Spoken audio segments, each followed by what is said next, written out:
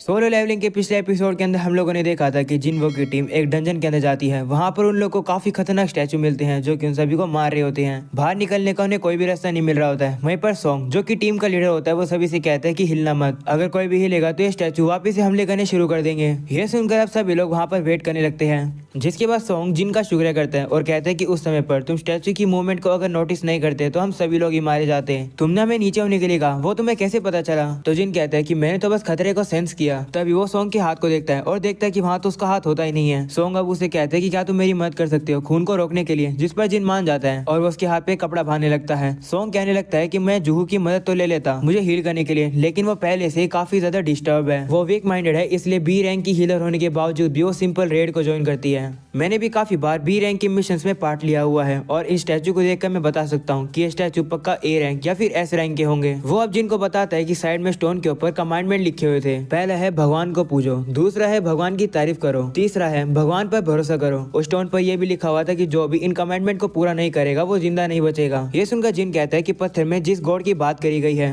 लगता है कि वो गॉड वही बड़े वाला स्टैचू है। और अब अगले सीन में हम लोग एक लड़की को देखते हैं जो कि जिनवू की बहन की क्लास में थोड़ा लेट पहुंचती है। वो देखकर जिनवू की बहन यानी जीना उससे कहती है कि तुम कहाँ रह गई थी? तो वो कहती है कि मुझे एक काम आ गया था, जिसके बाद उसे कहती है कि तुम्हारा भाई एक हंटर है ना? तो जीना कहती है हाँ, लेकिन वो सिर्फ एक ई रैंक एडवेंचरर है, वो हमेशा ही इंजर्ड हो जाता है। पिछले बार भी वो बैंडेज इसमें लपेट कर आया था। वैसे तुमने क्यों पूछा? जिस पर वो कहती है कि ऐसे पूछ लिया, अगर मैं होती तो मेरी ऐसी हालत नहीं होती। अगले सीन में वापस से हम लोग सॉन्ग को देखते हैं। वो कहने लगता है कि हम लोग अपने अपोनेंट को नहीं हरा सकते हैं, इसलिए जैसी सिचुएशन सेटल हो जाएगी हम लोग तब बाहर निकलेंगे। तभी एक हंटर कहता है कि मैं यहाँ पर बैठे बैठे मर नहीं सकता हूँ, मैंने हाल ही में एक बड़ी एसोसिएशन के साथ कॉन्टेक्ट बनाया है, मैं ऐसी जगह नहीं मर सकता हूँ, मेरी स्पीड बहुत ज्यादा तेज है, इससे पहले स्टैचू मेरे ऊपर हमला करे मैं भाग जाऊंगा। ऐसा बोलकर वो काफी तेज से भाग जाता है। वहीं पर सभी लोग उसे रोकने की कोशिश करते हैं पर वो रुकता नहीं है। और अब वो जैसे गेट के पास पहुंचने वाला होता है वो मूर्ति की आंखें अब चमकने लगती है और वो उसके ऊपर हमला कर देती है। उस हमले में उस हंटर की पूरी बॉडी जल जाती है, सिर्फ उसके पैर बच जाते हैं। ये देखकर सभी लोग डर जाते हैं। वहीं पर अब जिनवो सोचने लगता है कि ये स्टैचू हम लोग को कभी भी खत्म कर सकते हैं, लेकिन अभी तक इन्होंने हमें खत्म क्यों नहीं करा है? इस स्टैचू के पास इतनी पावर तो है, ये हमें खत्म कर सकते हैं। ये बाकी की मैजिकल बीस्ट से अलग है जो कि ब्लाइंडली हमला करते हैं। जिसके बाद अब वो उसी कमांडमेंट के बारे में याद करता है और अब वो सॉन्ग से पूछता है कि पहली कमांडमेंट क्या थी? जिस पर वो कहता है पहली ये थी कि भगवान को पूजो। ये सुनकर जिन अब खड़ा होने लगता है और कहता है कि इस जंजन के अपने ही रूल हैं। वो देखकर सॉन्ग उससे कहता है कि तुम क्या कर रहे हो, तुम खड़े हो गए तो ये तुम्हें मार देंगे। सॉन्ग अब जिन की आंखों में देखता है और उसे पता चल जाता है कि जिन यहाँ पर सीरियस है और वो यहाँ पर मरना नहीं चाहता है। जिसके बाद अब वो मूर्ति जिन के ऊपर हमला करने वाली होती है, लेकिन तभी जिन नीचे झुक जाता है, जिसकी वजह से वो जो मूर्ति होती है वो अटैक करना बंद कर देती है। ये देखकर जिन अब सभी से कहता है कि सभी लोग अब स्टैचू के सामने नील डाउन कर लो। ये सुनकर सभी उससे कहते हैं कि क्या तुम पागल हो, ये हमसे क्या करवा रहे हो? तो जिन कहते हैं कि जब तक हमारे सर एक सर्टेन हाइट तक होंगे ये हमारे ऊपर हमला नहीं करेंगे। शायद से पहले कमेंटमेंट का ये मतलब है। ऐसा बोलने के बाद वो तो नील डाउन कर लेता है, जिसे देखकर अब सभी लोग नील डाउन करने लगते हैं स्टैचू के सामने। वो लोग अब सोचने लगते हैं कि क्या ऐसे करके हम लोग सर्वाइव कर पाएंगे। तभी अचानक से वो मूर्ति एक काफी ज्यादा क्रीपी स्माइल करती है, जिसे देखकर सभी लोग अब डर जाते हैं और अब थोड़ी देर तक कुछ भी नहीं हो रहा होता है। ये देखकर पास सब खड़ा होता है और कहता है कि ये देखो स्टैचू अब हमारे ऊपर हमला नहीं कर रहे हैं। जिसके बाद सभी लोग अब खड़े हो जाते हैं और देखते हैं कि हाँ स्टैचू तो उनके ऊपर हमला कर ही नहीं रहा है, इसका मतलब वो लोग क्या बच गए?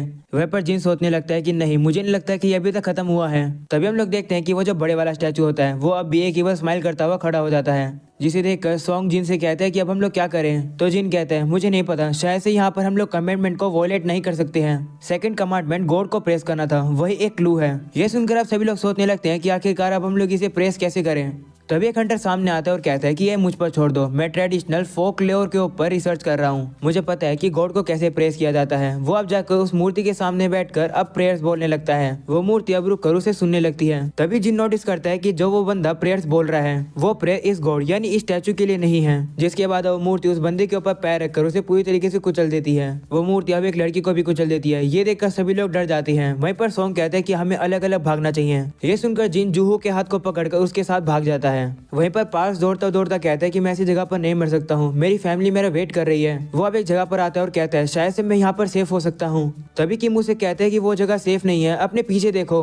पार्की से पहले पीछे देख सके वो पीछे वाली मूर्ति उसके ऊपर हमला करके उसे काट देती है। वहीं पर अब जिन दौड़ता दौड़ता कहता है कि आखिरकार हम लोग किस चीज की प्रेस करें, ये मूर्ति तो एक डीमन है। वो अब कहने लगता है कि मैं जूहू को अबैंडन नहीं कर सकता हूँ, मुझे कोई ना कोई तो तरीका ढूंढना होगा। वो अब मूर्तियों को अच्छे से चेक करने लगता है। जैसे कि काफी सारी मूर्तियों के हाथों में वेपन्स होते हैं, लेकिन कुछ मूर्तियों के हाथ में म्यूजिकल इंस्ट्रूमेंट होते हैं। वो देखकर वो सभी से कहते हैं कि सभी लोग जाकर उन स्टैचूज के नीचे खड़े हो जाओ जिनके हाथ में म्यूजिकल इंस्ट्रूमेंट है। तो वो लोग भी ऐसे करते हैं। वो अब जाकर उन म्यूजिकल इंस्ट्रूमेंट वाले स्टैचू के नीचे खड़े हो जाते हैं और वो वाली म्यूजिकल मूर्ति उनके ऊपर हमला नहीं कर रही होती है। किम भी अब जाकर एक मूर्ति के पास बैठ जाता है जिसके पास म्यूजिकल इंस्ट्रूमेंट होता है। वो अब थोड़ा सा रिलैक्स हो जाता है। वहीं पर जैसे जिन और जूहू एक स्टैचू के पास पहुंचते हैं, वो स्टैचू म्यूजिक बजा ही नहीं रहा होता है। उसे देखकर जिन समझ जाता है कि स्टैचू के सामने किसी एक ही पर्सन को खड़ा होना होगा। वो जूहू को वहीं खड़ा छोड़कर अब दूसरे स्टैचू की तरफ दौड़ने लगता है। ये चीज वो मूर्ति देख लेती है और उसका पीछा करके उसको पैर मारने वाली होती है, लेकिन वो एक छलांग लगाकर उस अटैक से बच जाता है। धुएं की वजह से उसे पता नहीं चल पा रहा होता है कि वो कौन से स्टैचू के सामने खड़ा हो गया और गलती से वो एक ऐसे स्टैचू के सामने खड़ा हो जाता है जिसके हाथों में एक शील्ड होती है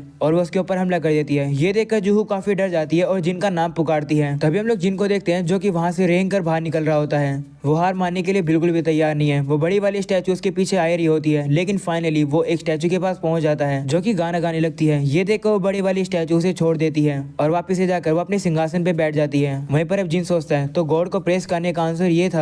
वो बड़ी वाली मूर्ति अब शांत हो जाती है। उसे देखकर जूहू जिन के पास आती है और वो ये देखकर शौक हो जाती है कि जिन ने अपना पैर गवा दिया है। और अब अगले सीन में जिन के मना करने पर भी जूहू उसके पैर को हील कर रही होती है। वो उसे कहती है कि मैं तुम्हें ठीक करके रहूंगी। वहीं पर उसकी इतनी ज्यादा एनर्जी लग जाती है कि उसके मुंह से भी खून निकलने लगता है। सभी लोग वहीं पर खड़े होते हैं। तभी किम कहता है कि ये सारी गलती हमारे कैप्टन सॉन्ग की है, जिसने यहाँ पर आने का डिसीजन लिया। ये उसका कर्मा है।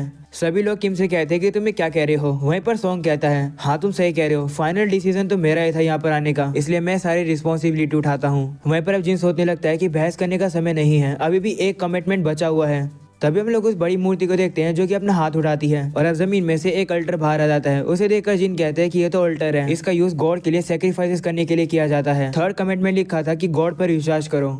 ये सुनकर किम कहता है तो हम लोग को किसी को सेक्रीफाइस करने की जरूरत है। वो अब सॉन्ग से कहते हैं कि हम तुम्हें सेक्रीफाइस करेंगे क्योंकि तुमने खुद ही कहा कि तुम सारी रिस्पॉन्सिबिलिटी उठाते हो और तुम्हारी वजह से हम लोग यहाँ फंसे हैं। किम सभी की बात मान नहीं रहा होता है। वहीं पर सॉन्ग भी अपनी गलती एक्सेप्ट कर लेता है और शेल्टर के सामने आकर खड़ा हो जाता है। वहीं पर अब जिन सोचने लगता है कि सिर्फ उसी की गलती नहीं है, बल्कि हम सभी लोगों ने वोट किया था यहाँ पर आने के लिए। तभी सॉन्ग के सामने एक फायर जलने लगती है। ये देखकर वो जिन से कहते हैं कि क्या मुझे अब कुछ करना है। तो अब जिन सोचता है कि क्या स्टैचू को कोई लिविंग सेक्रीफाइस नहीं चाहिए। वो अब कुछ हंटर से कहता है कि मुझे वो अल्टर चेक करना है, क्या तुम लोग मुझे वहां ले जा सकते हो। मुझे नहीं लगता कि हम वहां जाएंगे तो कुछ होगा। ये सुनकर अब वो लोग उसे वहां ले जाते हैं और अब वहां पर 3 और आग चलने लगती है। ये देखकर जिनको अभी कुछ समझ नहीं आ रहा होता है कि आखिर क्या होने वाला है। वह पूछता है कि अगर हम लोग यहाँ वेट करेंगे तो क्या हमें कोई बचाने आएगा। तो सॉन्ग कहता है कि जब से ये डंजन क्रिएट हुआ है तब से लेकर अब तक 7वां दिन हो गया है। मुझे लगता है इससे पहले कि हम लोग रेस्क्यू हो वो लोग एक्शन ले लेंगे। ये सुनकर जिन सोचता है कि गेट को पूरी तरीके से खुलने में 7 दिन लगते हैं और इसे डंजन ब्रेक कहते हैं। अगर ऐसा हो गया तो मैजिकल बीस्ट गेट के जरिए हमारी दुनिया में आ जाएंगे, इसलिए हम लोग को बॉस को हराकर एक टाइम लिमिट पर गेट को बंद करना होता है। यही रेड मिशन का दूसरा पर्पस होता है। अगर हम यहाँ फेल हो जाएंगे तो ये स्टैचू हमारी दुनिया में आ जाएंगे। और अब अगले सीन में हम लोग जिन्वू की बहन को देखते हैं जो कि हर दिन की तरह ही आज भी अपनी मॉम से हॉस्पिटल में मिलने आई है। वो अपनी मॉम को अलग अलग तरीके की बातें बताने लगती है। और अब अगले सीन में वापस हमें डंजन का सीन दिखाया जाता है जहाँ पर जिन, किम और जूहू से कहते हैं तुम लोग भी यहाँ आ जाओ, जिससे कि हम लोग फ्लेम्स को कोरस्पॉन्डिंग नंबर से जला पाएंगे। तभी हमें पता चल पाएगा कि क्या होगा। ये सुनकर वो लोग भी वहाँ पर आ जाते हैं और 2 फ्लेम्स अब वहाँ पर चलने लगती है। और अब अचानक से अल्टर में से चिंगारी आती है जिसकी वजह से वहाँ पर सर्कल में ब्लू फ्लेम्स चलने लगती है। और अब अचानक से वहाँ का डोर ओपन हो जाता है। वो देखकर वो लोग सोचते हैं कि क्या अब हम लोग बाहर जा सकते हैं या फिर ये कोई ट्रैप है। और अब धीरे धीरे करके ब्लू फ्लेम्स वहाँ से गायब होने लगती है और अब काफी सारे स्टैचू चलकर अब उनकी तरफ आने लगते हैं उन्हें खत्म करने के लिए। ये देखकर सभी डर जाते हैं और कहते हैं कि हम अब क्या करें। तो जिन अब सभी लोगों से कहते हैं कि इन सभी लोगों की आंखों में देखो, अगर तुम नजर हटाओगे तो ये और ज्यादा पास आते जाएंगे। ये गेम की तरह इस स्टैचू को देखते रहो। सभी लोग अब स्टैचू को देखने लगते हैं और वो स्टैचू वहीं पर रुक जाते हैं। लेकिन एक लड़की ज्यादा देर तक स्टैचू को नहीं देख पा रही होती है। वो काफी डर जाती है और सीधा भागकर एक गेट के बाहर निकल जाती है, जिसकी वजह से उसकी जो फ्लेम होती है वहाँ से गायब हो जाती है और अब गेट थोड़ा सा बंद होने लगता है। ये देखकर सॉन्ग कहता है कि आखिर ये क्या है। वो तो बाहर निकल गई और डोर थोड़ा सा बंद हो गया।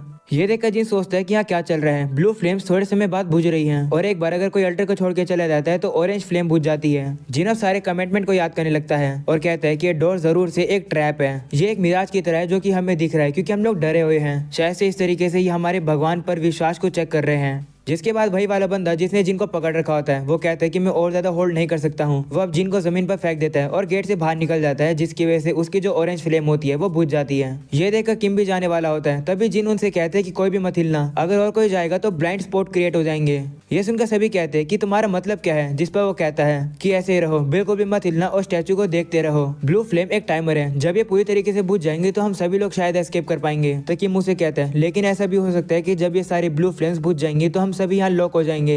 सच बताऊं तो मैंने कभी नहीं सोचा था कि तुम इतने कमजोर होकर इतने काम आओगे। तुम्हारी वजह से हम लोग इतनी देर सर्वाइव कर पाए, लेकिन माफ कर दो, मेरी फैमिली मेरे घर पर वेट कर रही है, मुझे घर जिंदा जाना है, मैं नहीं मरना चाहता हूँ, मैं और ज्यादा देर तक होल्ड नहीं कर सकता हूँ। ऐसा बोलने के बाद किम भी वहाँ से भाग जाता है। वहीं पर जिन अब रोते हुए कहते हैं क्यों, लेकिन मैं तो गिव अप नहीं करूंगा, मैं जिंदा जरूर बचूंगा, मैं हर बार जिंदा बचता हूँ। हम लोग अब देखते हैं कि वहाँ पर सिर्फ जिन, जूहू और सॉन्ग ही बचते हैं। सॉन्ग उन लोगों से कहते हैं कि तुम लोग जल्दी से यहाँ से चले जाओ, मुझे लगता है कि जब तक एक पर्सन यहाँ रुकेगा डोर बंद नहीं होगा। तुम जैसे यंग लोगों को बचना चाहिए जिससे कि दुनिया का फ्यूचर और अच्छा हो सके। वहीं पर अब जूहू चलने की कोशिश करती है पर उसके पैर चल नहीं पा रहे होते हैं क्योंकि उसने अपनी पूरी एनर्जी जिन को हील करने में लगा दी। तो जिन अब सॉन्ग से कहते हैं कि आप जूहू को लेकर यहाँ से चले जाओ। सॉन्ग नहीं मान रहा होता है तो जिन उसे कहता है तो फिर कौन जूहू को बाहर लेकर जाएगा, मेरे पैर तो कट चुके हैं, समय नहीं है, इसे जल्दी करो। वहीं पर जूहू अब जिन से कहती है कि नहीं मैं यहीं पर रुकूंगी तुम्हारे पास। तभी जिन उसे कहता है कि मैंने तुमसे प्रॉमिस किया था कि मैं तुम्हें बाहर खाना खिलाने के लिए लेकर जाऊंगा। वो उसे वही मैजिक स्टोन देता है जो कि पहली बार उसे मिला था। वो उसे वो देकर कहते हैं कि इसका यूज करना और कुछ खरीद लेना खाने के लिए, जब मैं यहाँ से बाहर निकल जाऊंगा तो मैं तुम्हें और पैसे दे दूंगा। तो जूहू उसे कहती है मजाक मत करो। तभी सॉन्ग अब उसकी गर्दन पर चौक मार देता है और उसे बेहोश कर देता है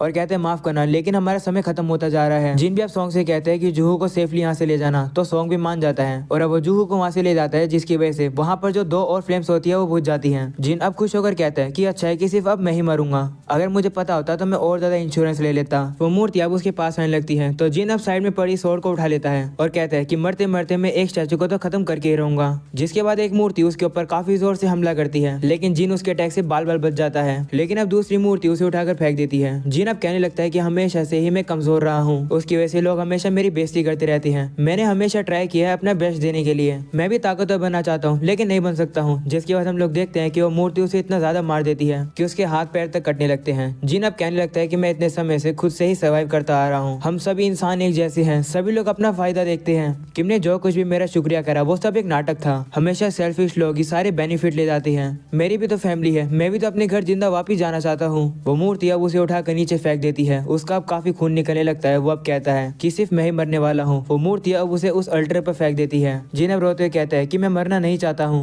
काश मुझे एक और मौका मिलता। जिसके बाद हम लोग देखते हैं कि वो मूर्ति अब उसके ऊपर हमला कर देती है और अब अचानक से सीन शिफ्ट होता है जहाँ पर अब हम लोग को ब्लू फ्लेम्स गायब होती दिखाई देती है और अब एक मेन्यू जैसी चीज ओपन होती है जिसमें एक नोटिफिकेशन आती है, secret quest courage of the week की। उसमें लिखा आता है कि तुम्हारे पास क्वालिफिकेशन है एक प्लेयर बनने की, क्या तुम एक्सेप्ट करोगे? तुम्हारे पास सिर्फ 0.02 सेकंड बचे हैं, अगर तुम एक्सेप्ट नहीं करोगे तो तुम्हारा दिल बंद हो जाएगा और तुम मर जाओगे। तो जिन अब यस पर क्लिक कर देता है और अभी इसी के साथ हो जाता है ये एपिसोड यहीं खत्म। पसंद आया हो तो लाइक कर देना, मुझे तो पर्सनली काफी ज्यादा पसंद आया। आप लोगों को कैसा लगा कमेंट सेक्शन में जरूर बताना और अगर चैनल पर नहीं हो तो सब्सक्राइब भी कर देना। मिलते हैं अगले एपिसोड में, तब तक के लिए पीस आउट।